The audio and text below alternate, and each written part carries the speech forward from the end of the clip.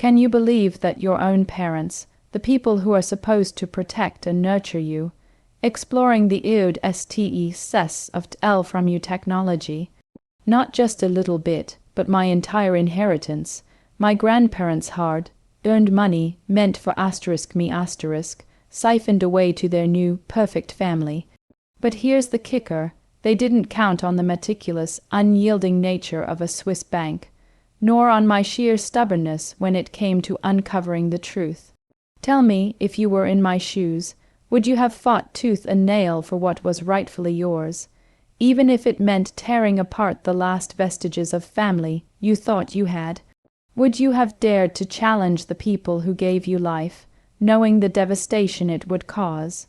Let me take you back to where it all began.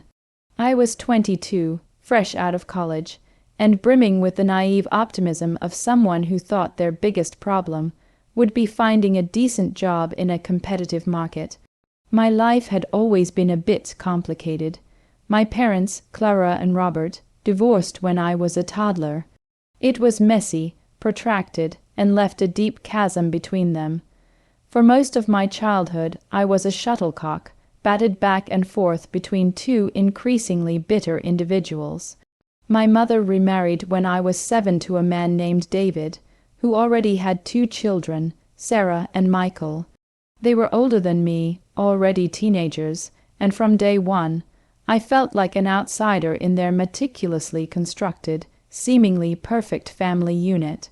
David was a successful corporate lawyer, Clara a charming but somewhat aloof homemaker, and their children were involved in every extracurricular activity imaginable.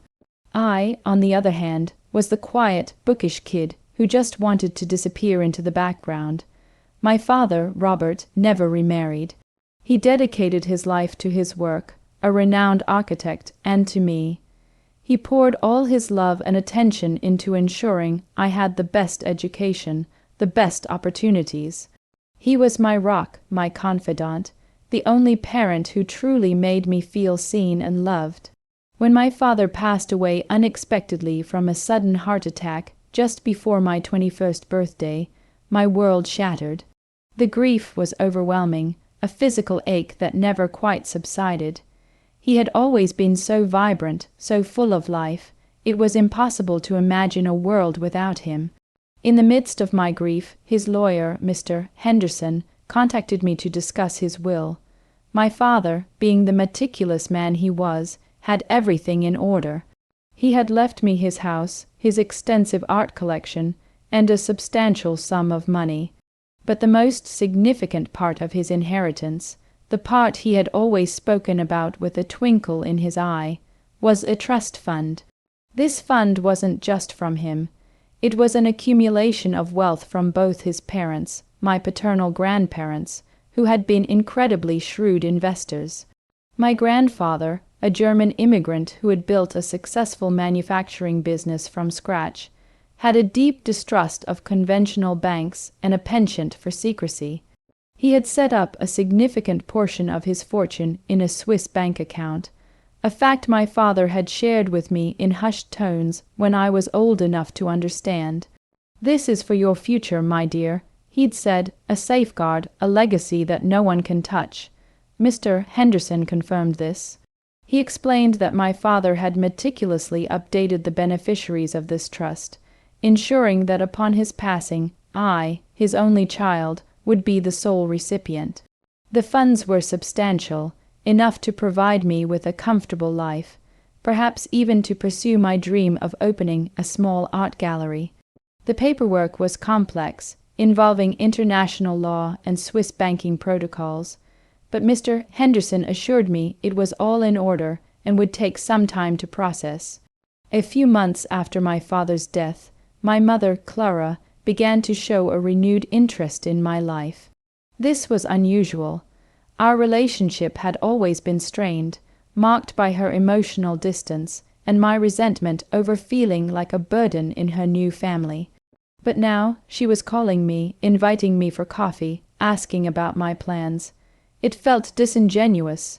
One afternoon, during one of these forced coffee dates, she brought up the inheritance. "Your father had a lot of money, didn't he? she said, her eyes a little too bright. And his parents, they were quite wealthy too. Did he ever mention a Swiss account? My heart hammered against my ribs. How did she know about the Swiss account? My father had only ever told me, and it was a secret he held dear. I played dumb, feigning ignorance, and quickly changed the subject. Her probing questions continued over the next few weeks, becoming more direct, more insistent. She started to insinuate that my father had been irresponsible with his money, that he had perhaps made unwise decisions in his will. "You're so young, darling," she'd coo. "Managing such a large sum of money can be overwhelming. David and I, we have so much experience, we could help you." The alarm bells in my head were ringing so loudly I could barely hear her. One day I received a letter from Mr. Henderson. It was a standard update, detailing the progress of the probate process for my father's estate. Everything was proceeding as expected, except for one crucial detail, the Swiss account. The letter stated that the bank required my updated signature to finalize the transfer of the funds, as there appeared to be a discrepancy in the beneficiary information. Discrepancy. My father had been so clear, so precise. I immediately called Mr. Henderson, my voice trembling. He sounded puzzled too. "The bank has indicated that a recent change was made to the beneficiary information, transferring the bulk of the funds to a trust managed by Clara and David," he explained, his voice laced with concern. "They seem to believe this was your father's final wish, but I have no record of any such amendment." My blood ran cold. A trust managed by Clara and David, my mother and stepfather, it couldn't be. My father would never have done that. He distrusted Clara and David immensely, believing they were manipulative and only cared about appearances.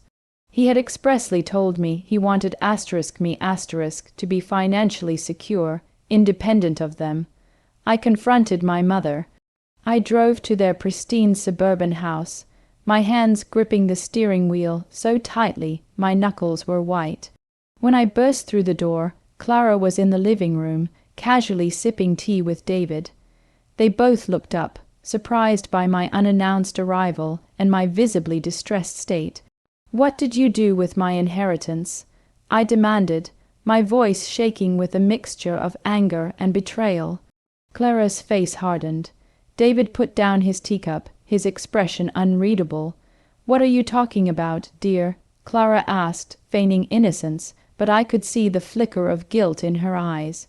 I recounted what Mr. Henderson had told me, the discrepancy, the new trust.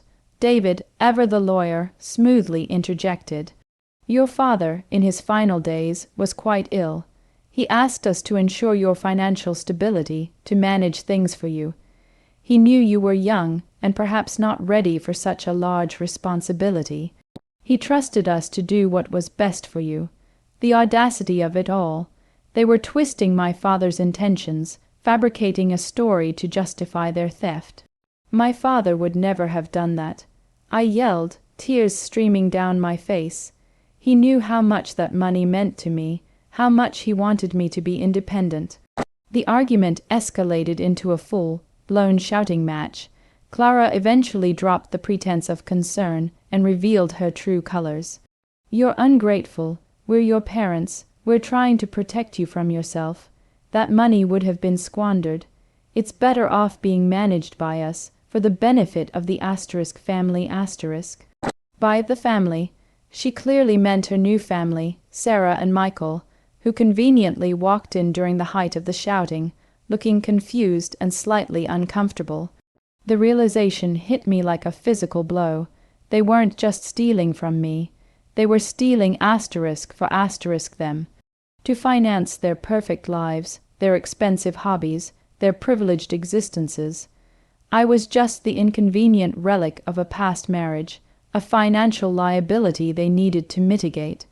I left their house in a blur of tears and fury, the sound of Clara's angry accusations echoing in my ears. I felt utterly alone, betrayed by the very people who were supposed to love me unconditionally.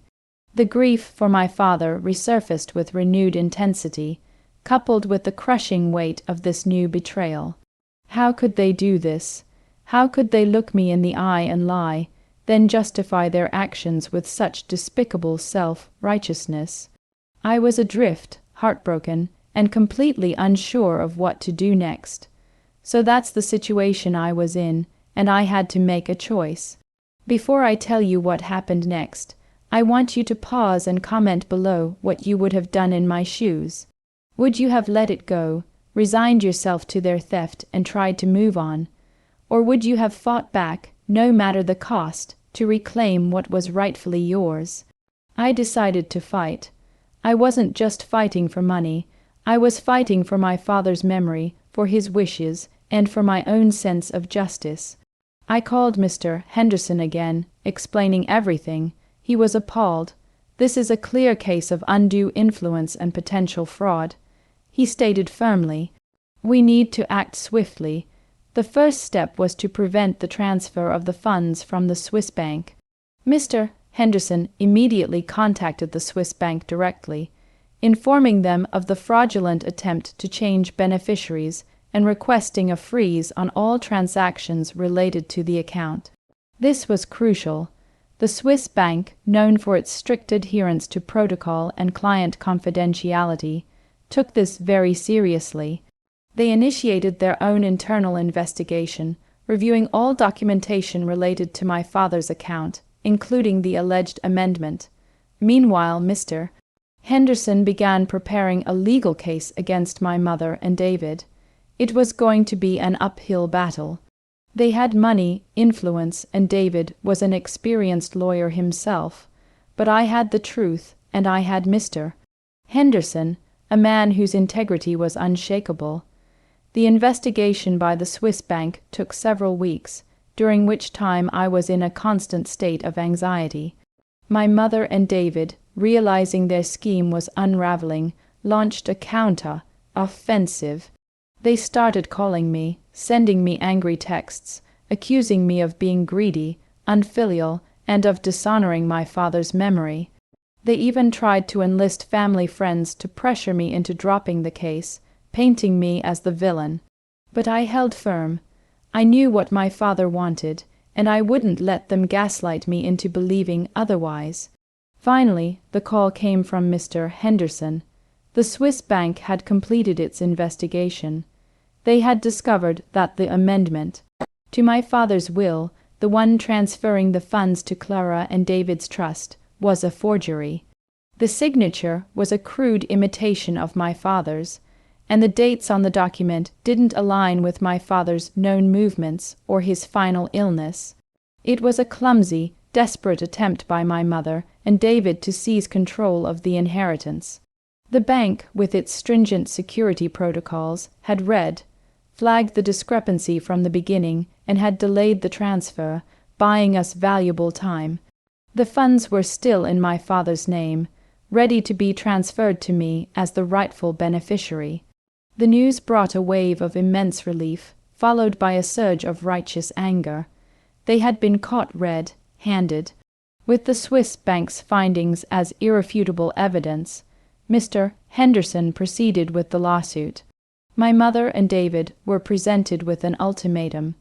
Either they formally renounce any claim to the inheritance and pay for my legal fees, or face a public trial for fraud and forgery.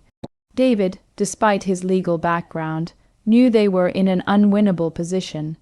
The evidence was overwhelming, and the Swiss bank's reputation for impartiality and thoroughness was legendary.